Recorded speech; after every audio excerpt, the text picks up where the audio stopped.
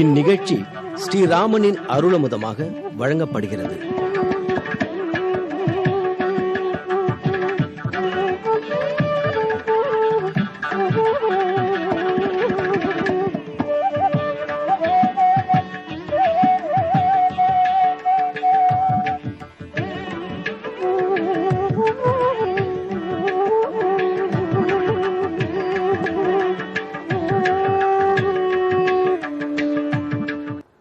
சிலையினால் இலங்கசத்த தேவனே தேவனாவான் என்று தொண்டரடிப்புடியாழ்வார் ராமச்சந்திரனையே தெய்வங்களுக்கெல்லாம் தெய்வமாக கொண்டாடுகிறார். உருவில்லால் ஓங்கு முன்னீர் அடைத்துலகங்கள் உய்ய செருவிலே அரக்கர்கோனைச் செத்தனம் சேவகனார். மருவிய பெரிய கோவில் பகவானுடைய திருத்தலம், ராமனுடைய இடம்.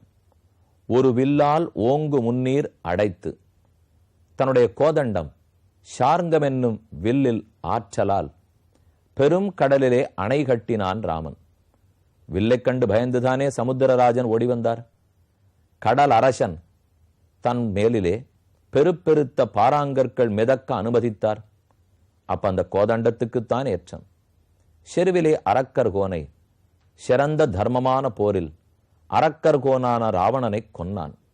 அதத்தனையும் கோதண்டத்துக்கே பெருமை. செருவரமுன் நாசருத்த சிலையன்னோ கைத்தலத்தது என்று திருமங்கியாழ்வார் பாசுரம். என் முன்னே வந்தார், இருவராய் வந்தார், என் முன்னே நின்னார். மைவண்ண நறுங்குஞ்சி குரல் பின் தாழ மகரம்சேர் குழ இருபாடிலங்கி ஆட ஏய்வண்ண வெஞ்சிலையே துணையா இங்கே இருவராய் வந்தார். திருமங்கையாழ்வாருடைய பாசுரம். நீண்ட சிலை வில்லை பற்றி கொண்டு ராமனும் லக்ஷ்மணனுமாக என் முன்னே வந்தான். என்னுடைய அச்சம், நாணம், மடம், பயிர்ப்பு ஆகிய அனைத்தையும் கவர்ந்தான். ராமன் பார்ப்பவர்கள் உள்ளத்தை கவருபவன். தன் வில்லின் ஆற்றலால் பெரும் அணை கட்டியவன். இலங்கேஸ்வரனையே முடித்தவன். அப்படிப்பட்ட ராமனை, கோதண்ட ராமனை பட்டாபிஷேக திருக்கோலத்தோடே இதோ சென்னையிலிருந்து செங்கல்பட்டு, அங்கிருந்து திருக்கழுக்குன்றம் போகும் மார்க்கத்தில் உரகடம் கோதண்டராமர் கோயிலில் தரிசிக்கிறோம். இன்று நாம் மூலமூர்த்தியை தரிசிக்கப் போகிறோம். ஆச்சரியமான திருக்கோலம். அமர்ந்து கொண்டு எழுந்துருளி இருக்கிறார் ராமச்சந்திரன். தனது இடது திருவடியை மடித்து கொண்டிருக்கிறார். சீதை தன்னுடைய வலது திருவடியை மடித்து மேல் நோக்கி வைத்திருக்கிறார். சவ்யம் பாதம் பிரசாரிய ஸ்ரித துரிதகணம் தட்சிணம் குஞ்சயித்வா என்று வைகுந்தத்தில் பெருமான் எழுந்துருளி இருக்கிறான்கிறத பத்தின ஸ்லோகம் உண்டு. பகவான் என்ற இடத்தே 3 ராமர்களாக உள்ளார். சீதையோடு இருக்கிறபடியால் போகராமராக இருக்கிறார். ஞான முத்திரையோடு எழுந்துருளி இருக்கிறபடியால் யோகராமராக இருக்கிறார். காலை மடித்து உல்லாசமாக வைத்துக் கொண்டிருக்கிறபடியால் வீரராமராக எழுந்துருளி இருக்கிறார். யோகம், வீரம், போகம் ஆகிய 3ம் ஒரு சேர விளங்கக்கூடிய இடம் ராமனுடைய ஆச்சரியமான திருமேனி. ராமனையும் சீதையும் லக்ஷ்மணனையும் இன்னு நாம் சேவித்துக் கொண்டோம். பகவானுடைய திருமேனி சத்வகுணத்தாலேயே ஆக்கப்பட்டது. ரஜோகுண தமோகுணத்தின் கலசல் இல்லை. ஆகவே எத்தனை நேரம் நாம் அந்த திருமேனியே தரிசித்துக் கொண்டிருந்தாலும் அது சலிப்பேற்படுத்தாது.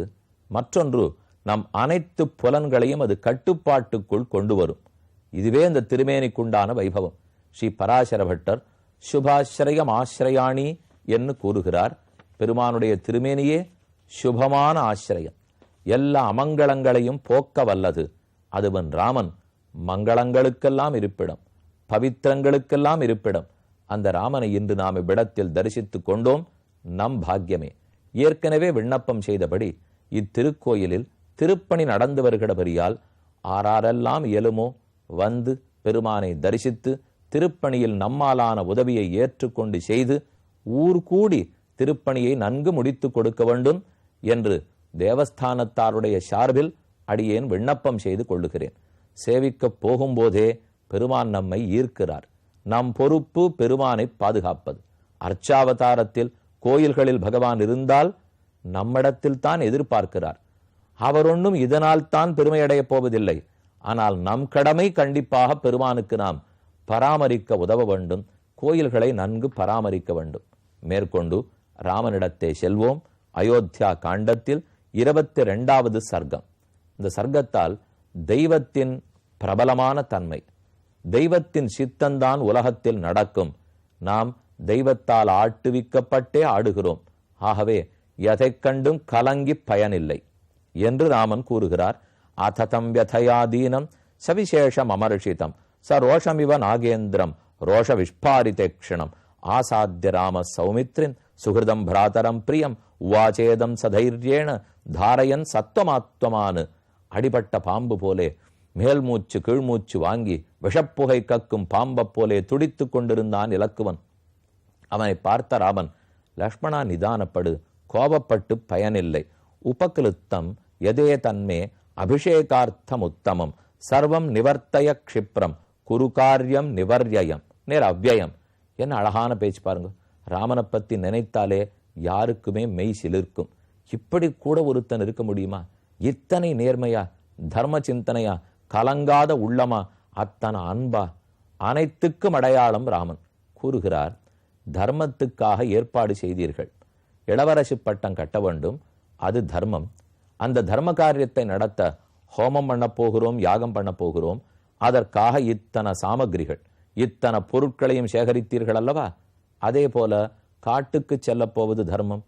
காட்டுக்கு போவதற்கு என்னென்ன பொருட்கள் வேணுமோ லக்ஷ்மணா அதை சேமித்து கொண்டு வாயேன், என்ன குறை? இந்த தர்மத்துக்கு பொருள் சேர்த்தால் அந்த தர்மத்துக்கு வேண்டிய பொருள் சேர்க்க கூடாதா? அப்போது கல்யாணமானால் பொருள் சேர்ப்போம், காட்டுக்கு போவதற்கா சேர்ப்போம்? சொல்லாதே, தர்மத்துக்கு பொருள் சேர்ப்போம். கல்யாணம் நடப்பதும் தர்மந்தான், காட்டுக்கேகுவதும் தர்மந்தான். இந்த சமநிலை வந்தால்தான் லக்ஷ்மணா ஒருத்தன் மனிதன். அப்பதான் அவன் இறைவனை உணர்வுகிறான். அதை விடுத்து இது செய்தால்தான் நன்மை, அதல்ல என்று தர்மத்துக்குள் பாகுபாடு பார்க்க கூடாது. யஸ்யா மத் அபிஷேகார்த்தே மானசம் பரிதப்யதி மாதான சாயதான சாத் சவிசங்கா ததா குரு. இப்போது நம் கடமை என்ன தெரியுமோ? நம்மால் ஒத்தொத்தருக்கும் ஏற்படுத்தும் மன வருத்தத்தை போக்க வேண்டும். யாரெல்லாம் வருத்தத்தோட கவலைப்பட்டு கொண்டிருக்கிறார்களோ, சோகம் நம்மை மூழ்கிறது என்று நினைக்கிறார்களோ, அவர்கள் வருத்தத்தை போக்கப் போகிறேன். முதலில் தாயின் வருத்தம். அவள் நினைப்பது, நம்மோடு வளர்ந்திருந்து அன்பு செலுத்தி பட்டாபிஷேகத்தை பார்க்க காத்திருந்தோமே, அவனையா தவக்கோலத்தில் பார்ப்போம்? 14 ஆண்டுகள் ராமனை எப்படி பிரிந்திருப்போம்? இதுதான் அவள் மனத்தை சூழ்ந்திருக்கும் கவலை. இதோ முதலில் ஆசுவாசப்படுத்துகிறேன், 14 ஆண்டுகளை சீக்கிரமாக முடித்து வருகிறேன். உன் தனையன் நல்ல தர்ம காரியத்துக்கு போயிருக்கிறான் என்று புரிந்து கொள். உனக்கும் தர்மம் என் பின்னால் வருவது அல்ல. உன் கைப்பிடித்த மணவாளனான தயரதன் இருக்கும் போது என் பின்னே வரக்கூடாது. ஆக உன் தர்மத்தையும் நோக்குவாய், என் தர்மத்தையும் செய்ய அனுமதிப்பாய். தாயே, தர்ம மாதாவாக இரு என்று சொல்லி அவளை சமாதானப்படுத்துகிறேன். அடுத்தது, பரலோக பயாத் பீதா நிர்பயோஸ்து பிதா மம சத்யா சத்யாபிசந்தஸ்ச நித்தியம் சத்யபராக்கிரமஹ. என் தந்தைக்கு இருக்கும் நடுக்கம், நாம் ஒருவேளை பொய்யனாகி போகோமோ, ஆகையால் நாம் நரகத்துக்கு போக நேருமோ என்று தந்தை நடுங்கி கொண்டிருக்கிறார்.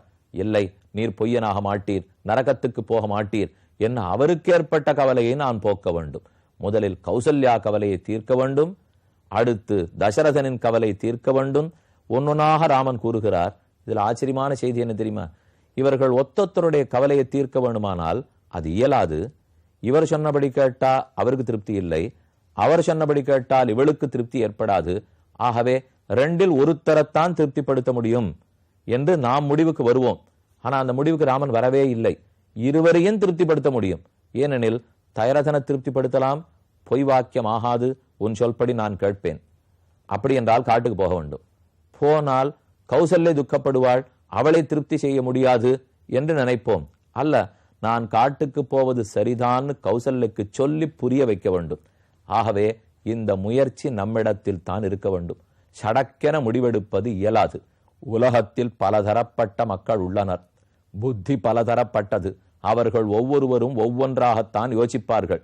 அதத்தனை நம்ம பாதிக்கும். நமக்கு தோணும், நம் எண்ணப்படி எல்லாரும் புரிந்து கொண்டு விட்டால் தேவலையே. இது ஒத்தொத்தருக்கும் விருப்பம்.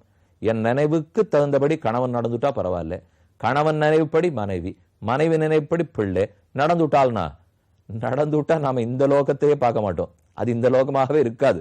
இந்த லோகத்துல ஒண்ணு புரிந்து கொள்ள வேண்டும், யாரும் எதிர்க்கத்தான் போகிறார்கள். இப்படித்தான் மக்கள் இருப்பார்கள். அதை புரிந்து கொண்டு வாழ்வதுதான் இந்த வாழ்க்கைக்கே இனிப்பு கூட்டுகிறது. அதை விடுத்து எல்லாரும் நன்றாக இருந்திருந்தால் என்றால் நானும் ஒரு நாள் தெய்வமானால் என்று சொல்றா போலதான். அது அப்படி அல்ல. தெய்வம் தெய்வம், நாம் மனிதன். ஆகவே சுற்றுப்புறத்தில் இருப்பவர்கள் சுலபத்தில் ஏற்றுக்கொள்ள மாட்டார்கள். அவரவர்களுடைய மனோபாவம், அவரவர்களுடைய வளர்ந்த சூழ்நிலை, அதுக்கு தகுந்தானே பேச போறார்கள். ஆகவே இது கண்டு நாம கோபப்படணும்னு நினைத்தால் வாழ்க்கையில கோபமே கொண்டிருக்க வேண்டும். ஒருத்தர் ஒன்னு பேசுகிறார்னு சொன்னால் அவர் இயல்பு, இதனால் நான் பாதிக்கப்பட போவதில்லை. இதை முதல்ல முடிவு பண்ணிக்கணும். ஒருத்தர் பேசுறாருனாலே நான் ஏன் பாதிக்கப்படணும்? என்னை பாதிக்கும் திறன் கடவுளொருத்தனுக்கு தான் உண்டு. அவர் என்னை பார்த்து கோவப்பட போறதில்லை. மற்ற யார் கோபத்தை பத்தி நான் கவலைப்பட போறதில்லை. அவர் கோவப்படட்டுமே, எடுத்து பேசுவோம். பேசினாலே கோபம், பேசினாலே சண்டை, இந்த மனப்பான்மை முதல்ல நம்ம விட்டுடணும். எனக்கு எடுத்து பேச்ச ஆரம்பிக்கச்சேவே இது எனக்கு பிடிக்கல அப்படின்னு இப்ப யார் ஏத்து உலகத்துல பிறந்ததே தான் பிடிக்கல, வாழறதே தான் பிடிக்கல. பிடிக்கலேங்கிறதுல வாழ்க்கையை முடித்து விட முடியாது. யாரும் எடுத்துரைக்கிறதுக்கு அனுமதி கொடுக்க வேண்டும். ஆருக்கும் பேசுவதற்கு உரிமை உண்டு. ஆகவேதான் கௌசல்யா, நீ பேசு, உனக்கு என்ன தோணுகிறதோ சொல், நான் தர்மத்தை எடுத்து கூறுகிறேன். ஆனா முடிவில் நம்ம எல்லாருக்கும் என்ன தெரியுமா கவலை? கடைசியிலே உரத்த குரலில் பேசுபவர் முடிவுதான் நிற்கும். இது நினைக்கிறோம் அல்லவா? ராமன் அப்படி சொல்லவில்லை. தர்மத்தின் முடிவு தான் நிற்கும். நாம் எத்தனை பேசினாலும் தர்மத்துக்கு எதிரில்லாமல் தான் பேச வேண்டும். வாதம் அப்படித்தான் இருக்க வேண்டும். மூணாவது சொல்றார், கைகைக்கு திருப்தி செய்ய வேண்டாமா? கௌசல்யே, உனக்கு திருப்தி செய்கிறேன். கைகைக்கு திருப்தி? எங்காவது ராமன் காட்டுக்கு போகாமல் இருப்பனோ, தன் பிள்ளைக்கு பட்டம் இல்லாமல் போகுமோ என்று துடிக்கிறாள். நான் காட்டுக்கேகிவிட்டால் அவளும் திருப்திப்படுவாள். அனைவரும் திருப்தி அடைய போகிறார்களே, எனக்கே திருப்தி. ரிஷிகளிடத்தில் உபதேசம் செய்ய பெறப்போகிறேன், அனைவருக்கும் திருப்தி. காஷ்யதைவேன சௌமித்ரே யோத்தும் உத்சகதே புமான் யஸ்யனு கிரகணம் கிஞ்சித் கர்மணோத்யன்ன அன்ன கர்மணஹா அன்னன்ன திருஷ்யதே சுகதுக்கே பயக்ரோதோ லாபாலாபோ பவாபவோ யஸ்ய கிஞ்சித் ததா பூதம் நனு தெய்வஸ்ய கர்ம யத். தெய்வத்தின் சக்தி, தெய்வத்தின் ஆணைதான் உலகில் நிலைக்கும். ஒருத்தன் நீ நினைப்பதற்காகவோ தாய் நினைப்பதற்காகவோ நடக்காது. அது இன்பமோ துன்பமோ பயமோ கோபமோ வெற்றியோ தோல்வியோ லாபமோ நஷ்டமோ அனைத்தும் தெய்வத்தின் அதீனத்தில் தான் நடக்கிறது. அந்த தெய்வத்தோட போராட போகிறாயா இலக்குவா? உன்னால் இயலாது. அது என்ன நினைக்கிறதோ அந்த சங்கல்பந்தான் நிறைவேறும். நம் முயற்சியா உள்ளது? அவன் கையில் இருக்கும் வெறும் பொம்மைகள் போல் நாம். அவன் சூத்திரதாரி. ராமன் இதை கூறுகிறார். ஆனால் இது பெரும் சர்ச்சையை கிளப்பிவிடும். ஏனெனில் அப்ப நாம படுற கஷ்டத்துக்கெல்லாம் தெய்வமா காரணம்? ராமன் ஒரு வார்த்தை சொல்லிட்டார், தெய்வத்தினால் தான் அனைத்தும் நடத்துகிறதுன்னு.